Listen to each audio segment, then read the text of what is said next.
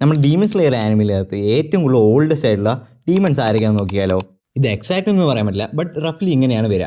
ആദ്യം തന്നെ നമ്മൾ ഡീമൺ കിങ് മൂസാൻ്റെ കേസ് എടുക്കുകയാണെങ്കിൽ ആളുടെ ഏജ് എന്ന് പറയുന്നത് എക്സാക്ട്ലി ഒരു 1000+ ഇയേഴ്സ് എന്ന് പറയാം. രണ്ടാമതായി നോക്കുകയാണെങ്കിൽ നമ്മൾ ലേഡി ടമയോ, അതായത് നമ്മുടെ മൂസാൻ്റെ ഡോക്ടർ കം നേഴ്സ് കം അതുപോലെ തന്നെ അസിസ്റ്റൻറ്റ് കം ആയിട്ടുള്ള നമ്മുടെ ലേഡി ടമയോന് ഏകദേശം റഫ്ലി ഒരു 500+ ഇയേഴ്സ് കാണും. മൂന്നാമതായി നോക്കുകയാണെങ്കിൽ നമ്മുടെ ഫസ്റ്റ് അപ്പർ മൂൺ ആയിട്ടുള്ള കൊക്കുഷുവോ, അതായത് ഏകദേശം 480+ ഇയേഴ്സ് എങ്കിലും കാണും.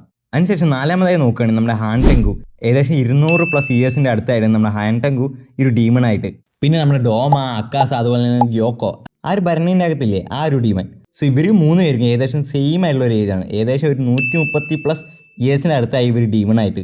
പിന്നെ നമ്മൾ ഡാക്കി അതുപോലെ തന്നെ ഗ്യോട്ടറും ഏകദേശം ഒരു 126+ ഇയേഴ്സ് എങ്ങോണ്ടായി ഇവർ ഡീമണായിട്ട്. പിന്നെ ലാസ്റ്റ് നോക്കുകയാണെങ്കിൽ നമ്മൾ നാക്കിമെ 113+ ഇയേഴ്സ് എങ്ങോണ്ടായി ഇവിടെ ഒരു ഡീമണായിട്ട്.